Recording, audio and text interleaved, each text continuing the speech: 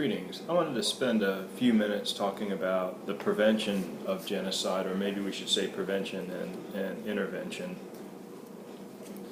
One of the unfortunate situations is that it seems every time I teach this course, another massacre occurs, or another genocide starts up, or we find out that there are some mass atrocities occurring in a particular area. Today, July, I don't know, 7th or 8th, something like that, 2014, I just read a news article in an international newspaper that it looks like the genocide in South Sudan is beginning again.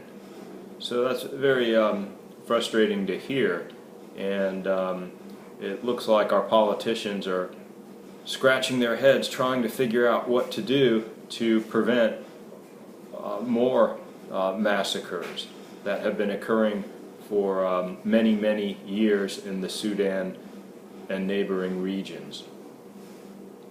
So to talk about prevention is almost problematic because I don't know if I have a lot of good, solid, evidence-based methods that work, although there are some ideas in terms of intervening when we see early warning signs, and thus preventing genocide by intervening as soon as we see things that would indicate that a genocide is something that could occur.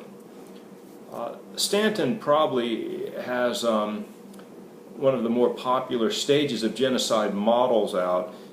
Just basically the 8 stages are classification, symbolization, dehumanization, organization, polarization, preparation, extermination, and then denial.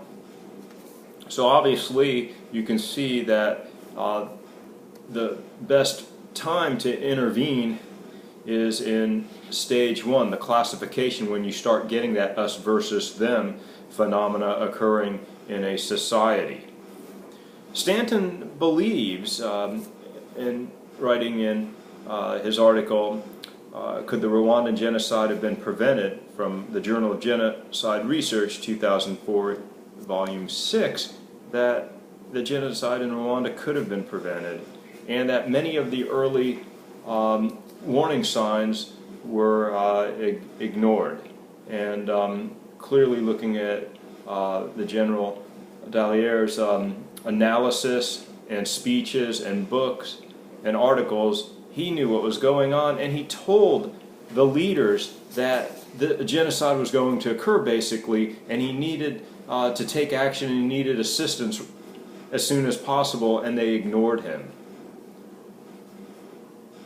He made a heroic effort to try to prevent a genocide, and certainly the UN and other Western countries let him down badly. And they also let down the Rwandans. So we have to wonder, why is it that others won't intervene? And is it really that states are so focused on their own interests that they will intervene when their interests are at stake, but ignore genocide when there's no interest? If that's the case, that's very unfortunate, but certainly can be explained theoretically and philosophically. We also have many risk assessment models, and I think those are very useful, and we need to conduct more empirical research to find out, really the minute nuances, the minute aspects that tell what would lead to a genocide and what would not lead to a genocide, that may look somewhat similar. And for example, one of the risk factors may be declining economic conditions. Okay, that's a risk factor, but there's all kinds of countries that have declining economic situations but don't have genocides, and then there's some that do have genocides. So it has to go beyond there. I think we need to pinpoint more specific factors. and start differentiating, well, what is it about declining economic situations that lead to genocide and that don't? So I think we really have to take a closer look. We have to look at the political will. And Toten, in his article, The State and Future of Genocide Studies and Prevention, an Overview and Analysis of Some Key Issues from 2011, says that there's many barriers to prevention and intervention, one being that lack of political will. He also points out that we need to reform the operation of the UN Security Council.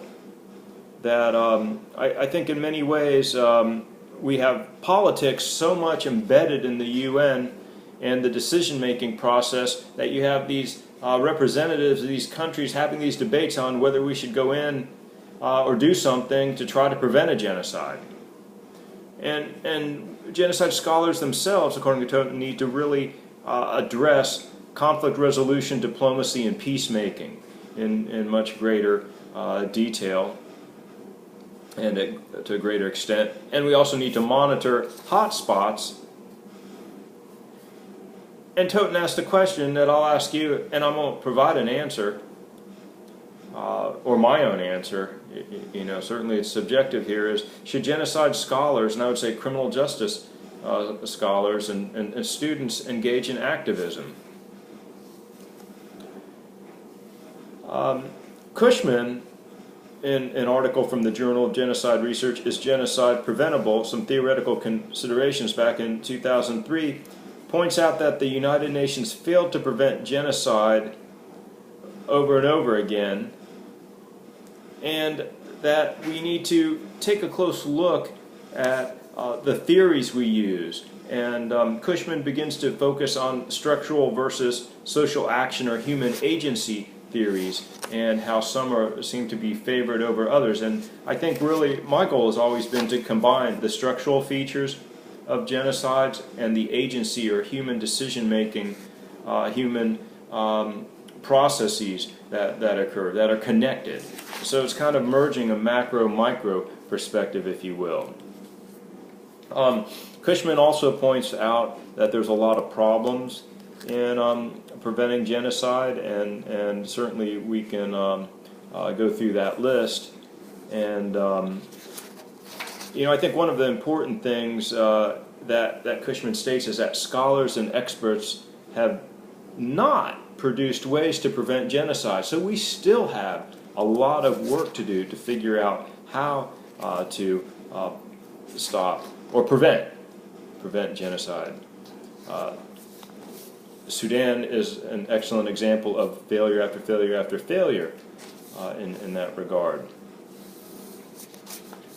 Goldhagen has some work emerging recently that focuses more on how to stop genocide, and really, I think, has some very good ideas. That some of the things he mentions, for example, is to make the leader a permanent outlaw, destroy the military capacity of the perpetrator group, and basically make the benefits of a genocide become very costly, so that the leaders would think twice about engaging in genocidal behavior, realizing that there are much greater costs than benefits in the short and the long run.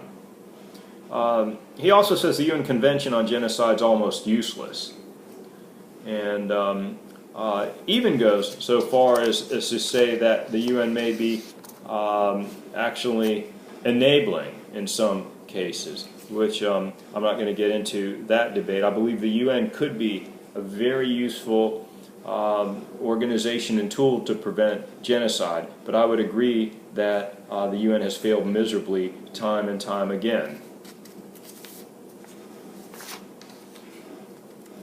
So there are a lot of debates that still continue regarding what we can do, and I'll wrap up by saying that we need specifics and we need evidence-based research. That there are a lot of reports that come out. We just had one recently issued by the government here in the United States, a huge document, and many of the criticisms were, what in the world are they saying? That it's kind of just saying these things. You know, it's kind of like if I want to run a marathon, you know, my advice, I'm told, oh, go to the store and get running shoes. Oh, go get some running shorts, a running shirt, get a hat, get some fluids to drink. But there's, you know, that doesn't tell me anything, really. And it's just dressing. And that's what's really happened with a lot of the reports and materials that we have, unfortunately. We need to focus more on the actual clear-cut, empirically based methods of intervening and preventing genocide. This wraps this up.